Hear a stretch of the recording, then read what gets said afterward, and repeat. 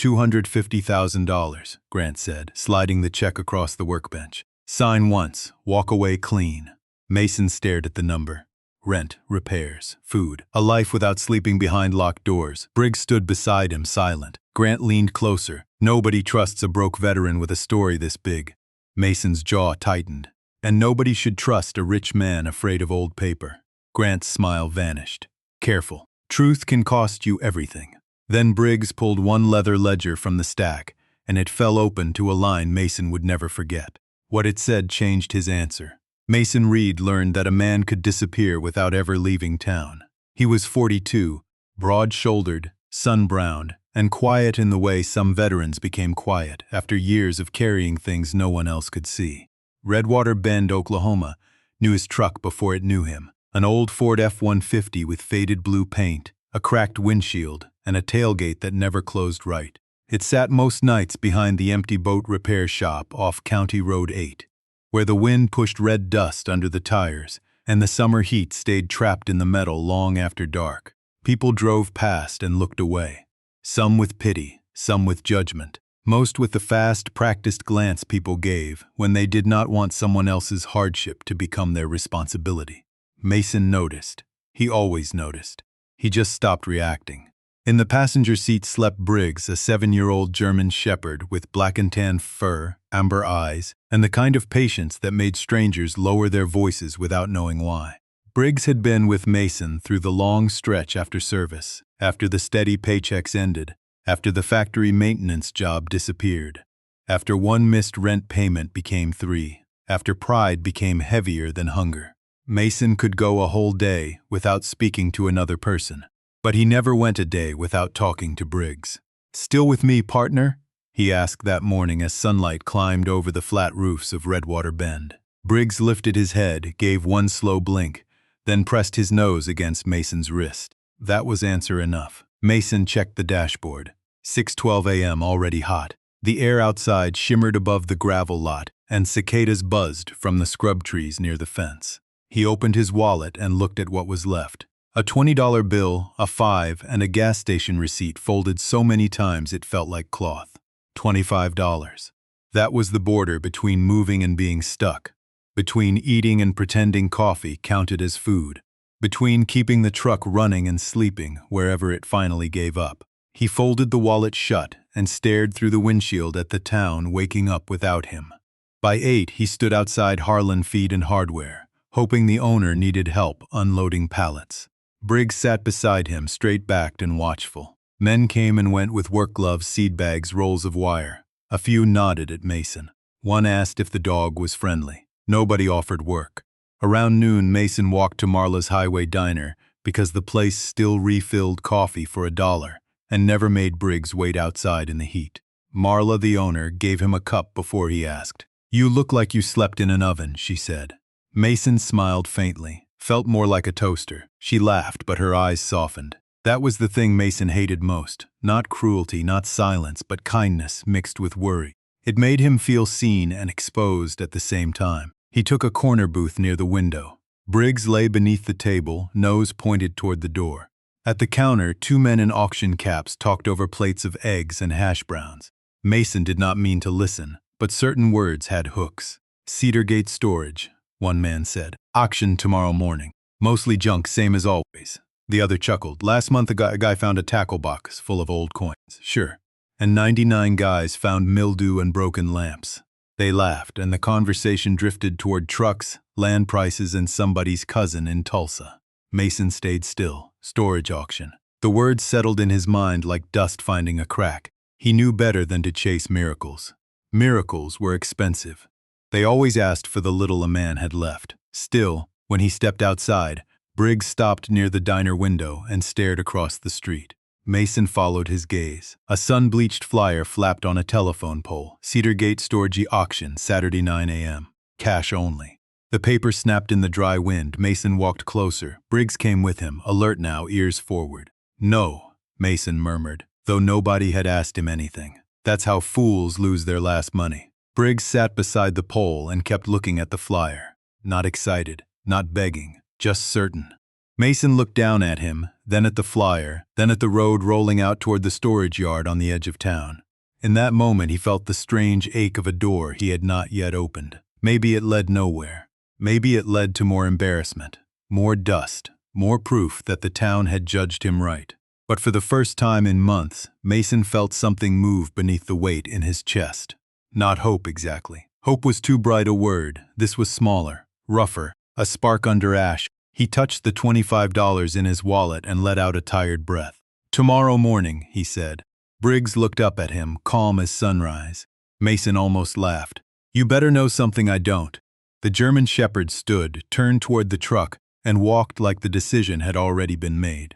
The next morning came bright and hard, the kind of Oklahoma morning that made every windshield flash white and every patch of gravel throw heat back into the air. Mason reached Cedar Gate Storage 10 minutes before 9 with Briggs close to his left knee. The facility sat beyond the last gas station on Route 62, where the town thinned into pastureland and rusted billboards. Long rows of metal doors faced the sun. Pickup trucks filled the lot. Men in ball caps leaned against tailgates. A few women carried clipboards and flashlights. Most looked practiced, like they already knew which kind of dust might hide money.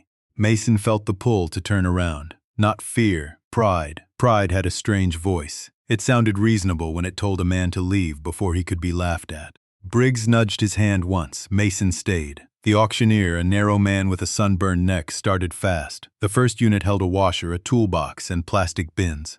Bidding jumped to 200 before Mason understood who had spoken. The second went for 400, the third for 150. Mason kept his hands in his pockets. $25 made a man invisible in a place like this.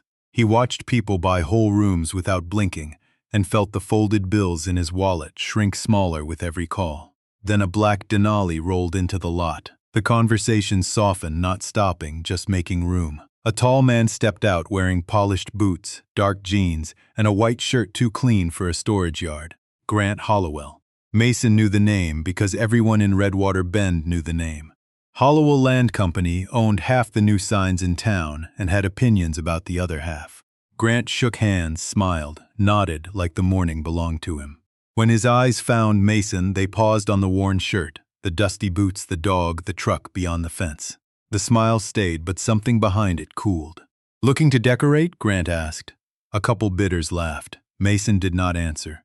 Briggs turned his head and watched Grant with a stillness Mason understood. Not anger. Assessment. The auction moved down the row until they reached Unit 19, tucked near the back fence beneath a crooked security light. Its roll-up door was dull green, blistered by sun, rust gathering along the bottom. The lock snapped open. The door screamed upward. For a second, everyone leaned in. Then the jokes began. An old wicker chair with one arm missing, boxes bowed from heat, a cracked mirror, a lampshade crushed flat, plywood sheets, stained canvas, dry rotten dust. "That's landfill," someone said. "I'd charge to haul it." Grant chuckled. "Some things are junk for a reason." Mason should have agreed. Any sensible man would have. But Briggs had stepped forward. The dog moved past the threshold, careful as a surveyor, ignoring the furniture, ignoring the boxes, ignoring every obvious thing. He walked straight to the back left corner and sat, his ears lifted, his gaze dropped to the floor. Mason felt the air change. He had seen Briggs look that way only a handful of times, always when the dog had found something human eyes wanted to miss. The auctioneer cleared his throat. Opening at 50. Silence. 30. More silence. People were already turning away. 25 then. Anybody want it for 25? Mason's mouth went dry. That was food, gas. One more night with choices. He looked at Briggs. The shepherd did not move. Mason raised his hand. "I'll take it." Laughter came light, almost lazy, but it still landed. The auctioneer pointed. "Sold." Unit 19, $25. Grant looked at Mason as if he had just confirmed something sad. "Good luck with your treasure," he said. Mason waited until the crowd drifted away. Only then did he step inside. Heat trapped under the metal roof pressed against his shoulders. Dust floated in the light. Briggs stayed in the corner, watching the floor, patient as stone. Mason looked at the junk around him and felt doubt rise sharp and immediate. Then Briggs lowered one paw and scratched the same spot once, twice, 3 times, not digging, pointing. Mason stood inside Unit 19 with the auction receipt folded in his back pocket and the taste of bad judgment sitting dry on his tongue. The storage yard had gone quiet around him. Far down the row, the auctioneer's voice rose and fell, selling other people's forgotten furniture to people with cash, trucks, and a reason to believe they knew what they were doing. Mason had none of those things. He had a sun-hot metal unit full of broken junk, $25 gone from his wallet, and Briggs sitting in the back left corner, as if the whole world had narrowed to one square of plywood. "All right," Mason said under his breath. "Show me what I paid for." Briggs did not wag his tail. That worried Mason more than excitement would have. The German Shepherd only lowered his nose to the floor, sniffed once, then gave the wood 3 slow scratches. Scratch, pause, scratch, pause, scratch. The sound carried strangely in the cramped space. Mason moved a cracked mirror aside, then dragged away a stack of warped plywood leaning against the wall. Dust rose in a soft brown cloud. Heat pressed through the roof, settling on the back of his neck. He coughed once, wiped his mouth with his sleeve, and crouched beside the dog. At first, the floor looked like every other part of the unit, stained, dry, a little bowed from years of Oklahoma heat. Then he saw it. The seams near the corner did not line up. The screws were different too. Most of the floorboards had old dark nail heads. But this section had newer screws sunk deep and painted over. Not new exactly, just newer than the rest. Someone had wanted the repair to vanish. Mason felt the first real stir of unease. Not fear, attention. The old military part of his mind, the part he tried not to live in anymore, quietly sat up. He searched the unit and found a rusted pry bar behind the broken wicker chair. The handle was rough with age. Good enough. "Back up, Briggs." The dog stepped aside but did not leave the corner. Mason wedged the bar into the narrow seam and leaned his weight into it. The board resisted. He tried again, slower this time, careful not to splinter everything at once. A low creak rose from the floor. Then a sharp pop. The first screw tore loose. Mason froze and listened. Nothing outside, no footsteps, no voices nearby. Only cicadas and distant bidding. He worked the board up, inch by inch, until it lifted enough for him to grip with both hands. Beneath it was not dirt, not concrete either.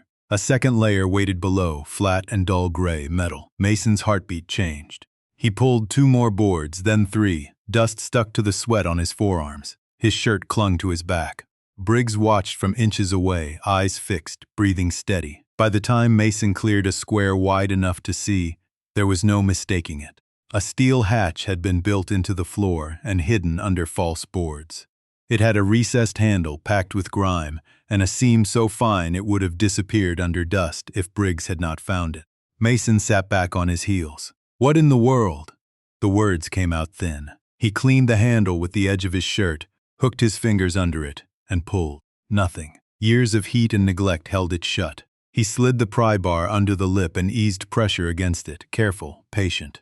Metal groaned. The seal broke with a dry crack. Warm, stale air breathed up from below, carrying the smell of old paper, oiled wood, and something mineral, like coins left too long in a drawer.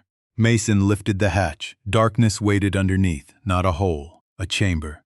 He went to his truck, grabbed a flashlight, and returned with Briggs at his side. The beam cut down through the opening and struck a canvas bag. The bag had split along one side. Inside, stacked in tight rows, were gold coins. Mason did not move. For several seconds, his mind refused to do its job. He shifted the light. More bags. A small wooden crate. Silver bars wrapped in cloth. A leather case filled with antique watches. Another crate sealed with brass hinges. The unit around him seemed to fall away. The laughter. Grant Hollowell's smile. The $25. All of it faded under the impossible glow rising from beneath the floor. Mason climbed down carefully into the hidden space. It was low, concrete-lined, dry as a cellar. Whoever built it knew what they were doing. Whoever filled it had not meant for random buyers to find it. Briggs stayed above for a moment, then stepped down after him with careful pause.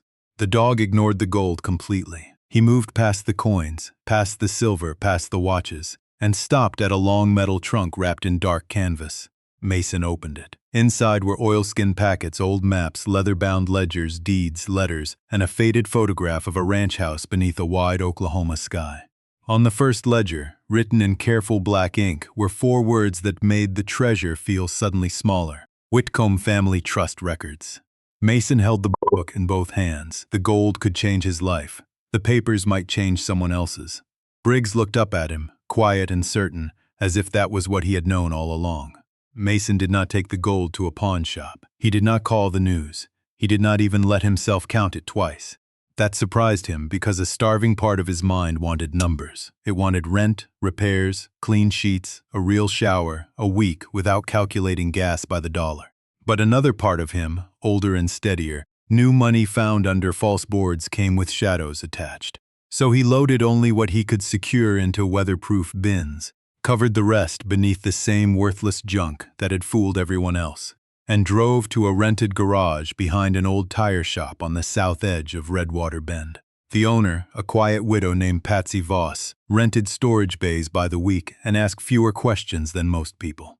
Mason paid her with a silver watch he did not sell, only left as collateral. It made his stomach twist to do even that. Briggs watched from the passenger seat, calm but alert, as if he understood they were carrying more than treasure. Inside the garage, Mason laid the Whitcomb records across a folding table under a buzzing fluorescent light. Outside, the Oklahoma sun dropped low and orange over grain elevators and power lines. Inside, time seemed to fold backward. The ledgers smelled of dust, leather, and old decisions. The first pages described Whitcomb Ranch in clean, patient handwriting. Water rights along Marrow Creek, grazing leases, limestone quarry shares, a rail spur warehouse, 2,000 acres west of Redwater Bend.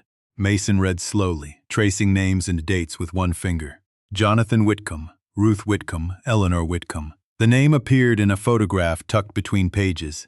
A young woman standing beside a white ranch house, one hand resting on a split-rail fence, her face turned toward the camera with a shy steadiness that made Mason pause. On the back someone had written, "Eleanor must be told when it is safe." Safe from what? Mason turned more pages.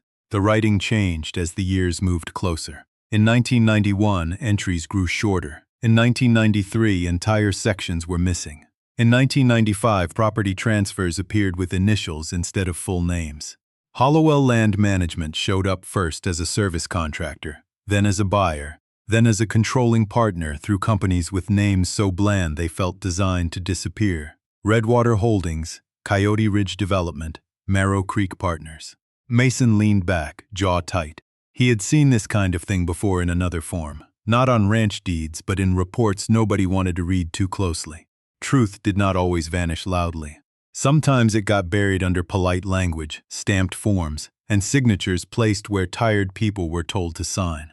Briggs rose from the cool concrete and came to the table. He ignored the open canvas bag where gold coins sat under a towel. He ignored the silver. He put his nose near the photograph of Eleanor, then looked at Mason. "Yeah," Mason said softly. "I see her." The words felt heavier than he expected. He had bought a storage unit. He had not bought this woman's past. He kept reading. One letter dated August 1996 had been folded into a map of the old rail spur. The handwriting was hurried but clear. If these papers survive, they prove the Whitcomb Trust was never lawfully dissolved. They also prove Eleanor was removed from the record by design. Tell her she was not forgotten. Tell her we tried. Mason read that last sentence 3 times. Tell her she was not forgotten. The garage seemed smaller after that. The treasure around him lost its shine, not because it was worthless, but because it had become evidence. Gold could feed a man. Records could return a name. He thought of the way people in Redwater Bend looked at him and saw a truck before they saw a person. Then he thought of Eleanor Whitcomb, whoever she was now, spending years with people dismissing a family story she may have never been able to prove. That kind of disrespect did not leave bruises. It left silence. It made a person doubt their own memory. It taught the world to shrug when they spoke. Mason felt something settle inside him, unpleasant but clean. Responsibility. He gathered the most important documents into a lockbox and wrote 3 names on a yellow pad. Eleanor Whitcomb, Hollowell Land Company, County Records. Briggs rested his head on Mason's knee. The gesture steadied him. "We're not touching the money yet," Mason said. "Not until we know who it belongs to." The dog blinked once, as if the decision had never been in doubt. Just then, tires crunched outside the garage. Mason looked up. A black Denali rolled slowly past the open alley, too clean for that part of town. Windows dark, its brake lights glowing red for one long second before it moved on. Mason stood without breathing. Briggs did not bark. He simply turned toward the door, ears forward, body still as a warning. Mason looked back at the Whitcomb papers under the harsh garage light. Someone else knew Unit 19 mattered, and whatever had been hidden for 34 years had just started reaching back. By sunrise, Mason had slept less than an hour. The garage smelled like warm dust and old paper, and every time a truck passed on the road beyond the tire shop, Briggs lifted his head before Mason did. Nothing happened. That was the worst part. No knock, no shout, no proof that the black Denali meant anything at all. Just the memory of it moving slowly through the alley, brake lights glowing like a warning. Mason packed the Whitcomb ledgers into a lockbox, wrapped the photograph of Eleanor in a clean bandana, and drove toward downtown Redwater Bend with Briggs in the passenger seat. The courthouse square looked almost friendly in the morning light. Brick storefronts, a barber pole turning lazily, flags hanging still in the heat, people carrying iced coffee and file folders, living ordinary lives around an old secret that had waited 34 years to breathe. Mason parked 2 blocks from Monroe Legal Services and sat with both hands on the steering wheel. Lawyers had never made him comfortable. In his experience, paper could help a man or bury him, depending on who paid for the ink. Briggs nudged his elbow. "I know," Mason said. "Do it right." The office sat above a pharmacy, narrow stairs climbing to a frosted glass door with gold letters, Claire Monroe, attorney at law. Inside, the air smelled of lemon polish, printer toner, and old wood. Claire Monroe looked up from her desk when Mason entered. Late 30s, dark hair pinned back, sleeves rolled to the forearms, eyes sharp enough to weigh a lie before it finished speaking. Her gaze moved to Briggs first. "Beautiful dog. Best judge of character I know," Mason said. She almost smiled. "Then I'll try not to disappoint him." Mason did not tell her everything at once. He had learned to distrust the urge to spill fear onto strangers and call it honesty. He placed one ledger on the desk, then the photograph, then a deed stamped with the Whitcomb seal. Claire's expression changed slowly. Not dramatic, worse than that. Careful.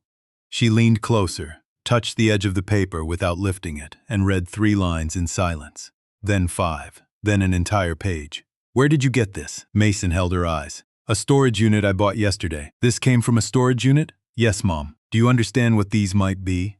"No," Mason said. "That's why I'm here."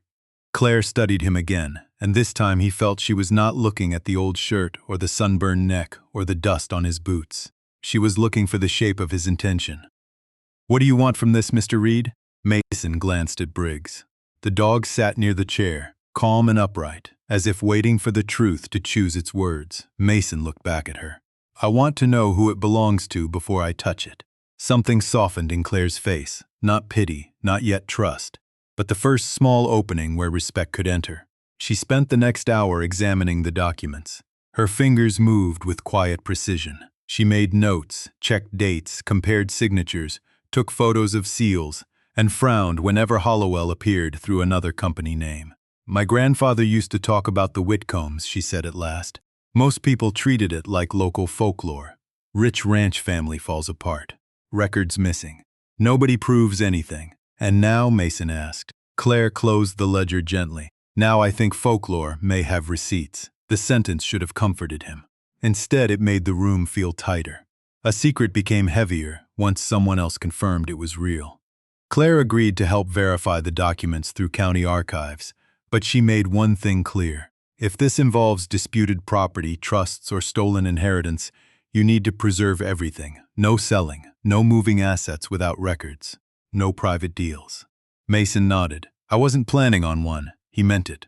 Mostly. Then, as if Redwater Bend wanted to test the words, Grant Hollowell waited beside Mason's truck when he came downstairs. White shirt, clean boots, sunglasses catching the sun. Briggs stopped at the bottom step, body still, not aggressive, simply unwilling to pretend the man was harmless. Grant smiled.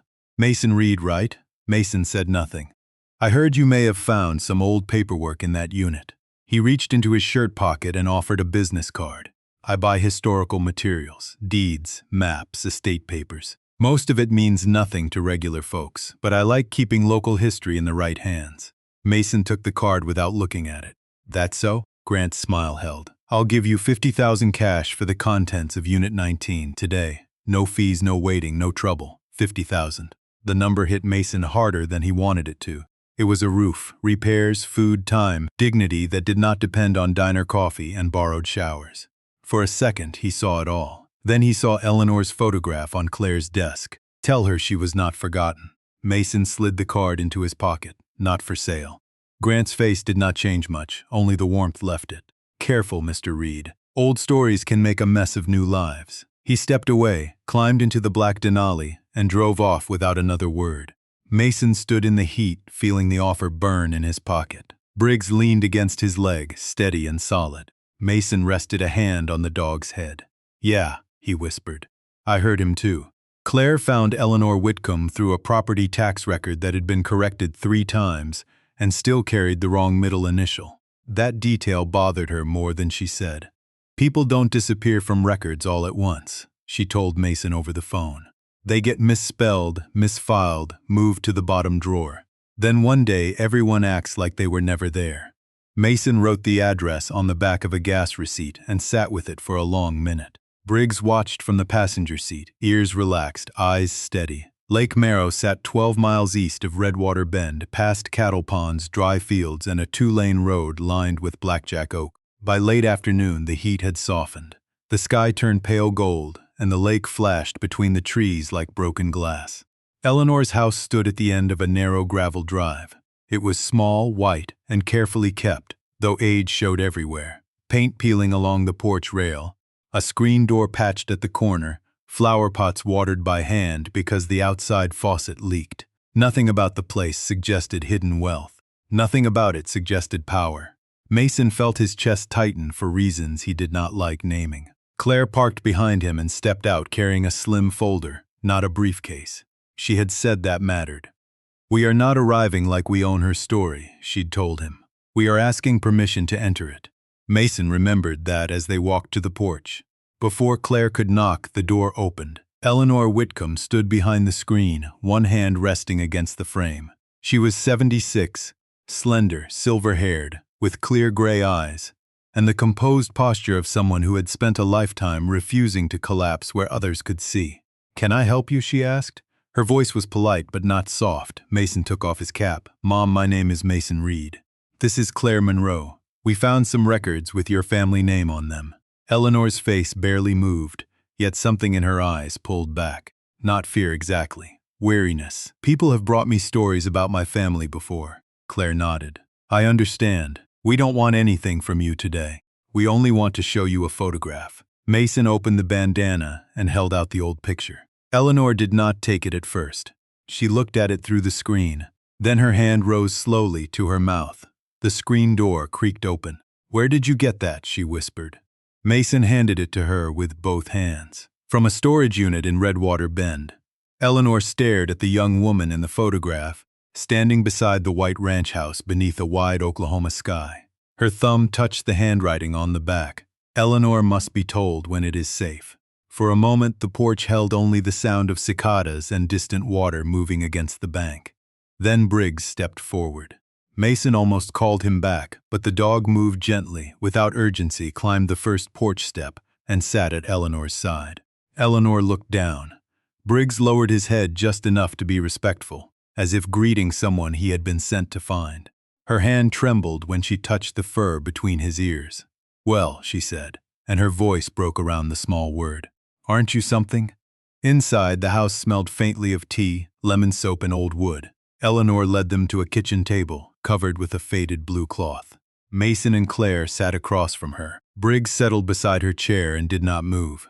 Claire began carefully, showing one document at a time, the Whitcomb ledger, the deed, the 1996 letter, the map of Marrow Creek, the references to Hollowell companies. Eleanor listened without interrupting. Her face stayed calm. But Mason saw the signs, her fingers pressing into the edge of the table, her breath catching at certain names, her eyes returning again and again to her father's handwriting. At last she closed the ledger with a tenderness that made it feel less like paper, and more like a person returned from a long journey.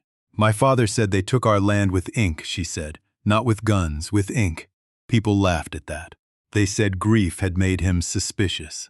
She looked toward the window, where the yard sloped down to the lake. After a while, you stopped telling the story.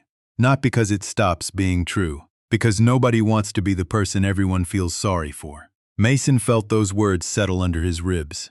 He knew something about being reduced to a category: veteran, homeless, problem, warning sign. People did it fast, often kindly, and still it cut.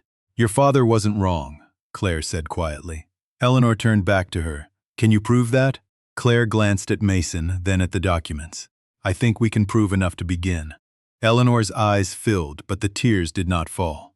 She looked at Mason for the first time, as if seeing the cost of him being there, the sunburn, the tired shoulders, the dog watching every breath he took. Why bring this to me? She asked. Most people would have sold whatever they found. Mason looked down at his hands. They were rough, dusty at the nails, not the hands of a man who could pretend he had no need. I thought about what that money could fix, he said.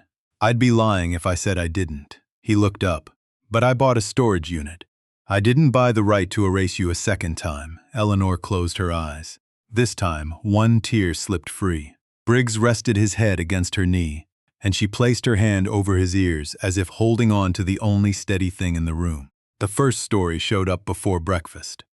Mason heard it at Marla's Highway Diner, not from anyone speaking to him, but from the low voices that quieted the moment he walked through the door. That kind of silence had weight.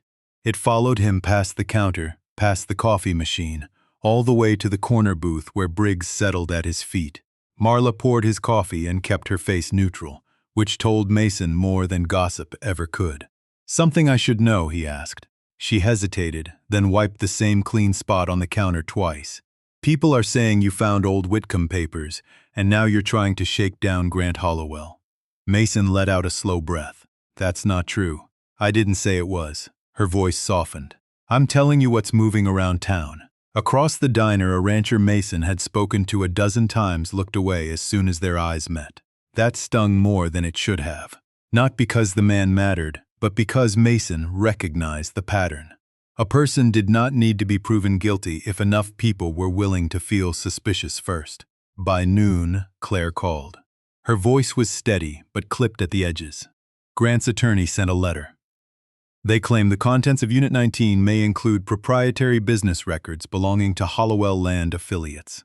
Mason stood in the rented garage with the phone pressed to his ear, looking at the Whitcomb ledgers spread across the table. They weren't his, I know. This is pressure, not proof. Outside, heat shimmered over the alley. Briggs lay near the door, head up, watching every passing shadow. There's more, Claire said.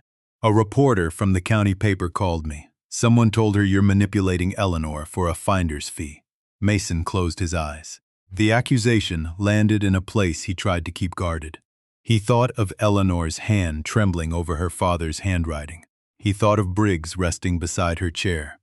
They're making her look weak so they can make me look dirty, he said. Yes, Claire replied. And they're counting on you getting angry. Mason looked down at Briggs. The dog's eyes were calm, almost stern. Mason gave a humorless smile. Bad investment on their part. That evening, Grant made his next move, not in an alley, not with raised voices. He arrived at the garage in broad daylight in the same clean Denali, wearing the same polished calm. He carried a folder instead of a threat. You're becoming a local celebrity, Grant said. Mason stayed near the open bay door. Briggs stood beside him, quiet. I didn't ask for attention. No one ever does when it turns inconvenient. Grant opened the folder and placed a cashier's check on an old workbench. Mason did not touch it. The amount was printed in clean black numbers, $250,000. For a moment, the garage disappeared. Mason saw a rental house with working air conditioning, a mechanic handing back truck keys, a veterinarian saying Briggs would get whatever care he needed. No waiting, no choosing between bills. He saw himself sleeping without one eye open. $250,000 did not sound like greed when a man had been living on fumes. It sounded like mercy. Grant watched him see it. You sign a simple non-disclosure. You surrender the papers to my legal team for review. Eleanor receives a courtesy settlement. Everyone walks away with dignity. Mason looked at the check again. Dignity doesn't usually come with a gag order. Grant's smile thinned. Don't dress this up as virtue. You're broke. The town knows it. The court will know it. A jury will wonder why a man with nothing suddenly became the guardian of someone else's fortune. Mason felt heat rise in his face. Not rage, but shame. the kind poverty trained into a man. Briggs stepped forward, not threatening, just present, and pressed his shoulder against Mason's leg. That small pressure brought him back. Mason reached to the table and picked up Eleanor's photograph. He turned it toward Grant. "You see a claim. I see a person." Grant's eyes flicked to the photo, then away. "People are complicated. Land is simple. That explains you pretty well." The words came out quiet. Grant closed the folder, leaving the check on the bench. "Think carefully, Mr. Reed. A man can lose a lot trying to look noble." He left without waiting for an answer.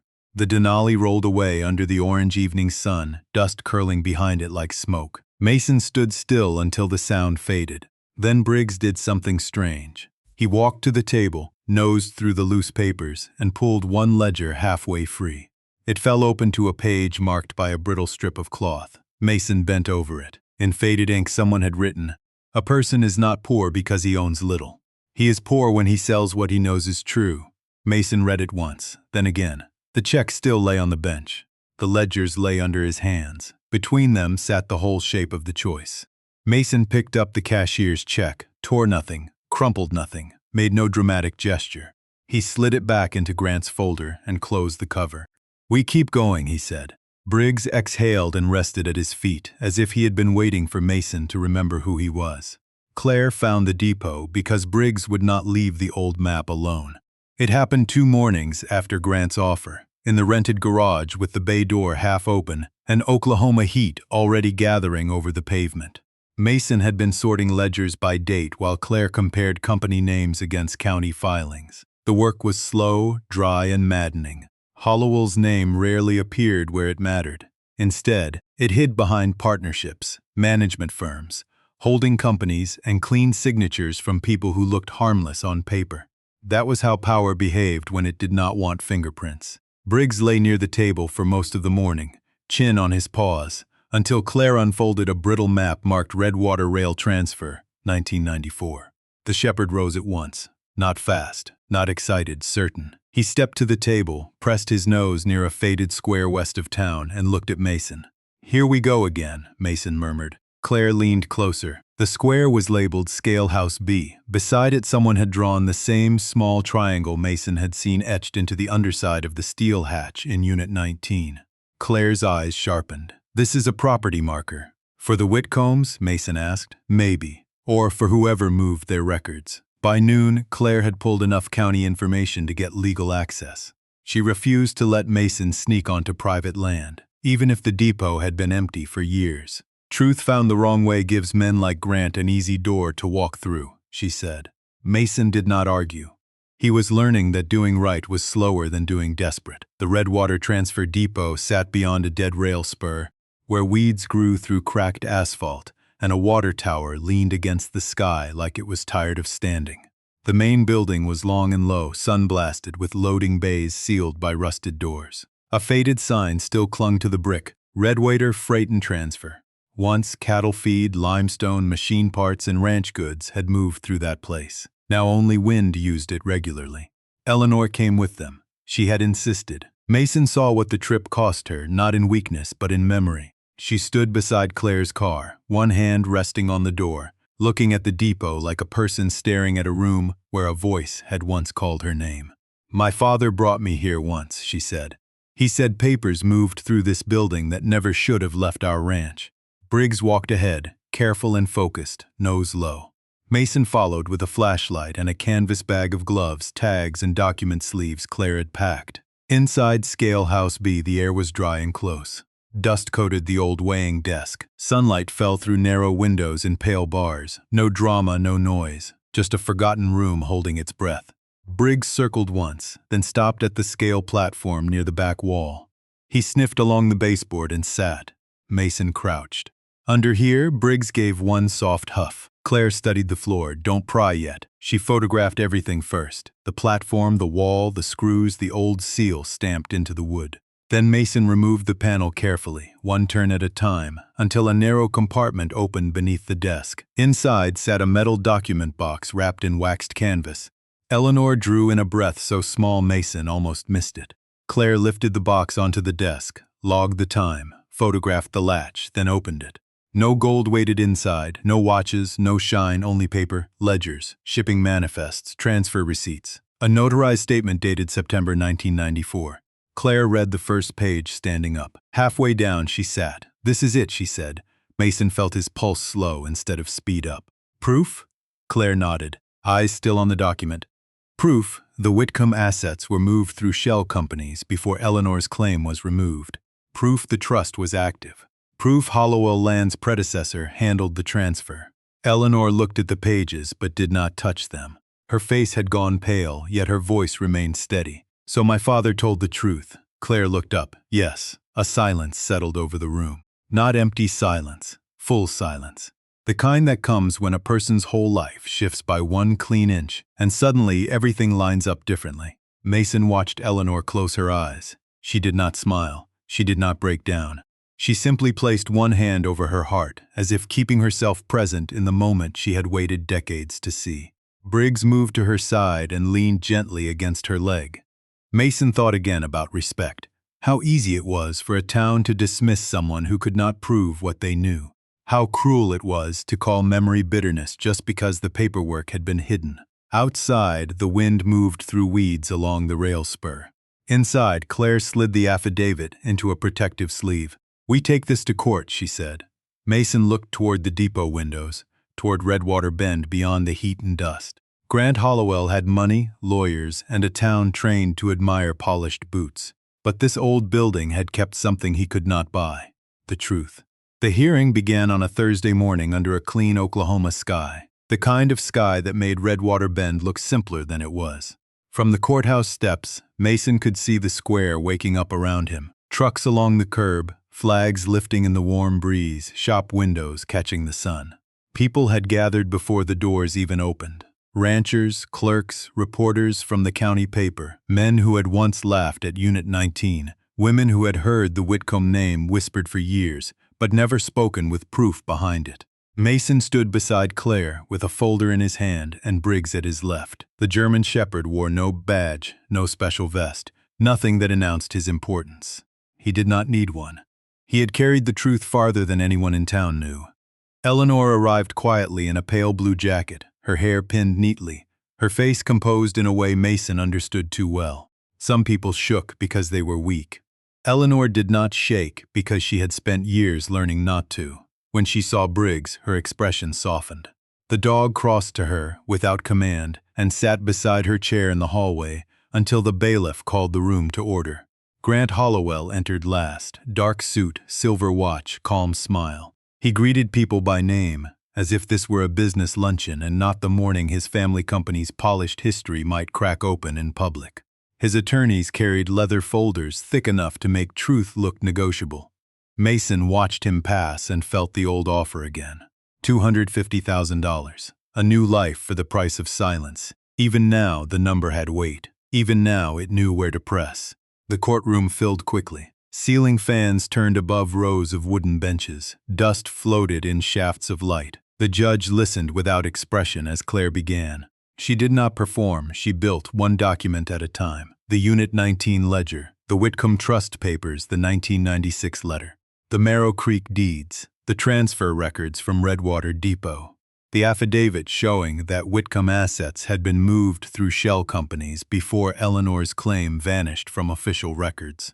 Each page sounded plain when Claire read it aloud, but together they carried the force of a door being opened from the inside. Grant's attorneys objected, questioned chain of custody, questioned Mason's motives, questioned Eleanor's memory. They used soft voices and clean phrases. They made doubt sound respectable. Mason felt Eleanor stiffen beside Claire's table, but she did not look away. Briggs lifted his head and rested his muzzle lightly against the side of her chair. It was such a small gesture that most of the room missed it. Mason did not. By late afternoon, the judge called Mason forward. The room became too quiet. Mason walked to the witness table with Briggs following until Claire gave a small nod and the dog stopped beside the aisle. Every eye in the courtroom found Mason's worn jacket, his rough hands, the tired lines at the corners of his eyes. He knew what they saw: a man who needed money, a man who had found money, a man who could be explained by money. Grant's attorney stood first. He asked about the $25. He asked about the gold. He asked whether Mason had lived in his truck. He asked whether a large finder's claim would change Mason's financial situation. Each question was polite. Each one carried a hook. Mason answered plainly, yes, yes, yes. The attorney let the silence sit, then asked, "So you had every reason to benefit from these materials, didn't you, Mr. Reed?" Mason looked toward Eleanor. Her hands were folded in her lap. She looked smaller there, under the high ceiling, but not less worthy. Never that. He looked at Briggs, steady as a fence post in the aisle. Then he looked back at the court. "I had every reason to want them," he said. "That isn't the same as having a right to them." The attorney paused. Mason continued before anyone could stop the truth from coming out in its own shape. "I bought a storage unit. I did not buy another person's history. I found gold, yes. I found records, yes. But those records told me a woman had been removed from her own family story. If I kept quiet, I would be helping do it again." No one moved. Even the fans seemed to slow. Claire lowered her eyes for one brief second. Eleanor covered her mouth, but her tears came silently with dignity. Across the room, Grant's smile had vanished. Not dramatically. Just gone like a light switched off in an empty office. The judge gave his ruling near sunset. Further proceedings would follow. But the court recognized Eleanor Whitcomb's standing, preserved the trust materials, and restricted Hollowell land from interfering with disputed assets. People whispered. Reporters wrote fast. Mason sat back down, feeling hollowed out and strangely clean. He had not become rich. He had not solved his own life. But when Briggs rested his head on Mason's knee, Mason felt something he had not felt in years. He had stood in front of a room full of people and had not let need make him smaller. For 2 weeks after the hearing, Mason Reed lived almost exactly as he had before it. The old Ford still coughed before starting. The passenger window still stuck halfway down. He still counted gas by the dollar and slept lightly when he parked near Lake Merrow. With Briggs curled across the seat beside him and the warm Oklahoma wind moving through the cracked glass. From the outside, not much had changed. That was the strange part. A man could give away a fortune, help return a family name, stand in court with the truth in his hands, and still wake up wondering where he would shower. Mason tried not to resent it. Most mornings he succeeded. Some mornings he sat behind the wheel with both hands around a gas station coffee and felt the old bitterness tap at the door. Then Briggs would lift his head, watch him with those steady amber eyes, and Mason would remember the courtroom. He would remember Eleanor's face when the judge recognized her claim. He would remember saying the words out loud, "I did not buy another person's history." That memory fed something money could not reach.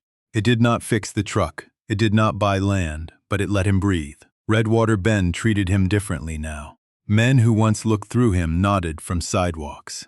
Marla refused to charge him for breakfast until he made her take at least a few dollars. Patsy Voss gave him another week in the garage without asking for collateral. Mason accepted the kindness carefully. Gratitude still felt safer when held with both hands. Late one Friday afternoon, Eleanor called and asked him to come by the house near Lake Merrow. Her voice carried a quiet brightness that made Briggs stand before Mason ended the call. Claire was there when they arrived, sitting at the kitchen table with a folder in front of her and a look she was trying, badly, to hide. Eleanor wore a cream cardigan despite the heat, her silver hair pinned back, her hands folded around a wooden box no larger than a cigar case. Briggs went to her first, as always, and rested his head against her knee. "My favorite gentleman," she whispered, stroking his ears. Mason smiled. "He's been promoted again." Eleanor looked up at him, and the smile faded into something deeper. "There was one document we didn't understand until the trust inventory was completed." She opened the box. Inside lay a sealed letter, preserved in waxed paper, the ink faded but still clear. "To the one who restores what greed tried to erase."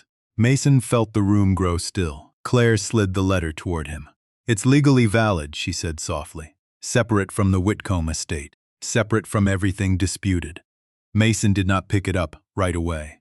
Some gifts frightened a man more than threats because they asked him to believe life could still be generous. Eleanor unfolded the page and read.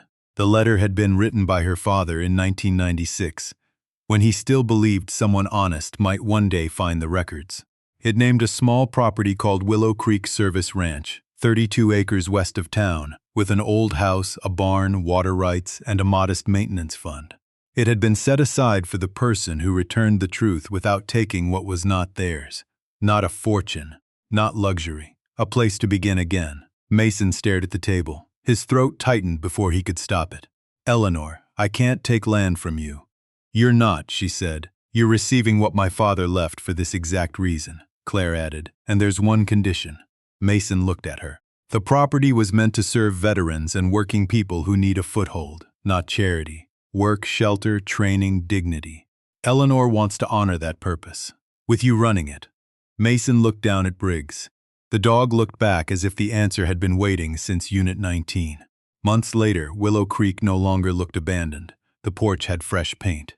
The barn doors rolled clean on repaired tracks.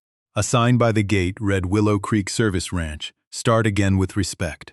Mason fixed fences in the mornings, restored the old house in the afternoons, and trained service dogs in the pasture when the sun dropped low. Briggs moved across the land like he had been born there, inspecting every corner, greeting every visitor with calm judgment. Eleanor came on Sundays. Claire came whenever she claimed not to have time. Some evenings, Mason stood on the ridge behind the house and watched the sky turn copper over Redwater Bend. He thought about the storage unit, the false floor, the gold he did not keep, the woman the town finally learned to hear. He had once believed a home was something a man owned. Now he understood it was also something a man became worthy of by how he treated others. Briggs leaned against his leg. Mason rested a hand on the dog's head and smiled into the fading light. The greatest thing they found under Unit 19 was never gold. It was the proof that a person's worth could be buried, doubted, laughed at, and still rise when someone cared enough to listen.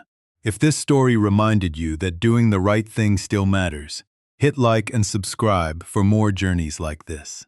Tell us which moment stayed with you most and where you're watching from tonight.